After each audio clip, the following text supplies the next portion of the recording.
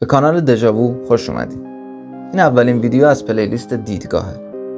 توی این پلیلیست سعی دارم راجع به موضوعاتی که اجتماع اطرافمون رو پر کرده صحبت کنم. به نظر من اجتماع داره ما رو به یه سمتی میبره بدون اینکه ما متوجهش بشیم. همین باعث شد این پلیلیست رو بسازم. اینجا هر قسمت راجع به جامعه و فلسفه زندگی کنجکاوی‌های جالبی داره.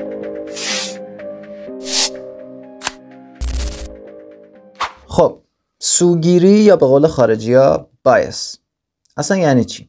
خب طبق چیزی که گوگل، چت جی پی تی یا هر سیستم سرچ دیگه‌ای بهمون میگه، تعریف کلمه‌اش اینه: تمایل یا گرایش ناعادلانه به سمت یک دیدگاه یا یک شخص یا حتی یک نتیجه خاص است. این گرایش به صورت ناخودآگاهه و باعث میشه که قضاوت یا تصمیم گیری به صورت ناعادلانه یا غیر منطقی انجام بشه. خب در وهله اول شاید فهمش یکم سخت باشه، اما میخوایم ساده ترش کنیم. از کلمه شروع میکنم. سوگیری، همونجور که از اسمش پیداست، سو یعنی جهت. پس میتونیم به جای سوگیری بگیم جهتگیری. یعنی چی؟ مثلا اگه تو ریاضی نمرت ضعیفه و یه بار کلی درس میخونی که نمرت رو ببری بالا، ولی معلمت به جایی که برگت رو تحصیل کنه همون نمره همیشگی بهت میده، این یعنی سوگیری کرده. چون معمولا تو درس نمیخونی، پس چه کاری من روی تصحیح برگت وقت بذارم؟ این یعنی چی؟ یعنی من معلم کلا به صورت ناخودآگاه تو رو خنگی میدونم. اگه لامپ روی سرت روشن شده باشه، میتونی متوجه بشی که خیلی از مشکلات و مسائل امروزی ما با آدمای اطرافمون در واقع همون سوگیریه. از مد و سلیقه شخصی بگیر تا نژاد پرستی، انگار قضاوت کردن از روی ظاهر، سلیقه، لهجه، نژاد، انگار همون سوگیری. اما چرا بهش نمیگیم قضاوت؟ خب قضاوت به کل معناش متفاوته. یه ویدیو دیگه میطلبه، نمیخوام زیاد واردش بشم. اما اگه در کل بخوام یه مثال ساده بزنم، قضاوت جنبه خوب هم داره. مثلا یه مجرم رو میتونه شناسایی کنه، یا یکی میتونه به ما بگه کی داره دروغ میگه و هزار تا چیز دیگه، و بین قضاوت بد و خوب ما قرار میگیریم.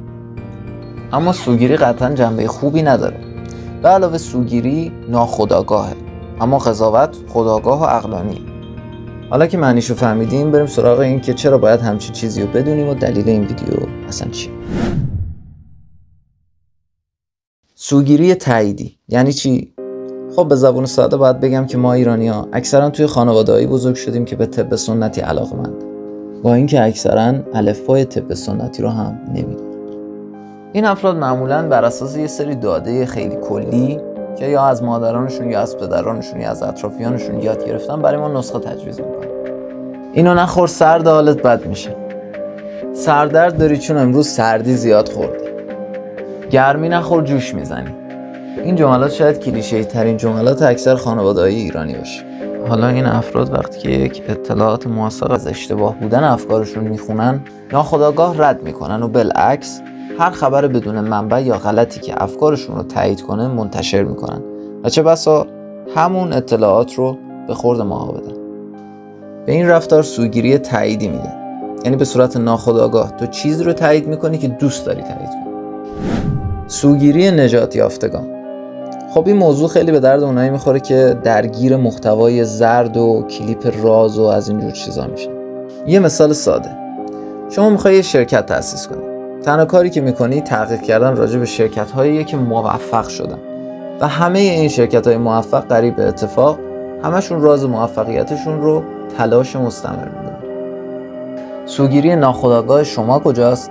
خب اونجایی که تحقیق نمی‌کنی ببینی در ازای چند تا شرکت موفق چند تا شرکت ورشکسته شده. خب طبیعیه که هر آدمی توی دنیا به موفقیت برسه و تو ازش سوال بکنی که چی شد، بگه تلاش خودم بود. نمیگم که دروغ میگه، فرض بر این که درست بگه. مسئله اینجاست که تمام آدمایی که ورشکسته شدن هم تلاش کردن، حتی شاید بیشتر، اما مسائل مختلفی از جمله جبر جغرافیایی، سلامت بدنی، خانواده و حتی شانس تأثیر بسزایی داشته. اگه دنبال استارت یه بیزینسی، خواهش میکنم که همه جوانبشو بسنج و سوگیری نداشته باش. به نظرم دلیل موفقیت تمام این آدم‌ها پرتلاش بودنشون نیست، باهوش بودنشونه. سوگیری نژادی، قومیتی، جنسیتی. خب این یکی رو فکر نکنم دیگه بخوام توضیح بدم واسهتون. فقط خواهشم اینه اگه میبینید که به جنسیتی، به قومیتی یا هر چیز دیگه یه کمی هم سوگیری دارین، یکم رو خودتون بیشتر کار کنید. حتما یه جایی سودی به یه سیاستمداری دادین. این تنها نوع سوگیریه که میتونم به صورت قطعی بگم ابزار کنترل افکار شماست.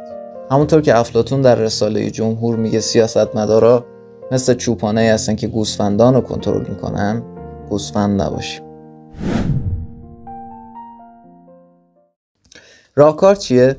اول خودمون. لازم به ذکره که هر چیزی رو باید اول از خودمون شروع کنیم.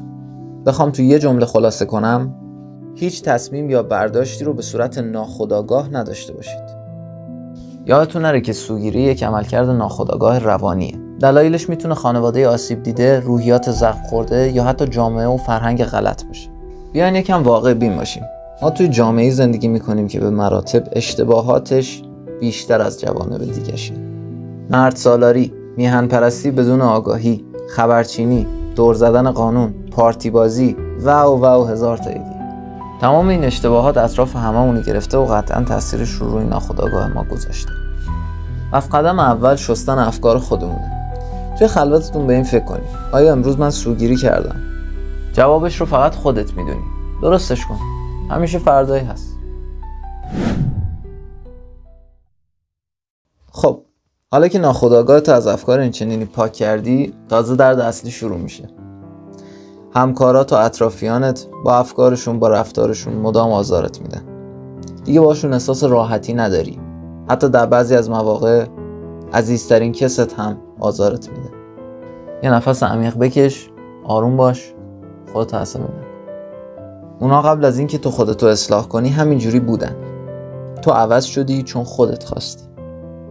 نمیتونی کسی رو عوض کنی مگه اینکه خودش بخواد. به جای عصبی شدن و تلاش بیجا برای اصلاحشون، اونایی که میتونی از زندگیت حذف کنی رو حذف کن. اونایی که به هر دلیلی باهات رفت آمد دارن، مثلا همکارتن یا هر دلیل دیگه‌ای، کمتر باشون وقت بگذرون. سعی کن رفت آمداتو کم کنی. اگه این افراد شامل خانواده و عزیزترین کساتن، باید بگم که کاریش نمیشه کرد.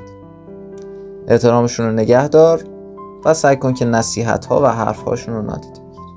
مثلا اگه پدرت سوگیری تاییدی نسبت به طب سنتی داره، یه بله قربان بگو و تو خلوتت کاری که میدونی درست تر انجام بده.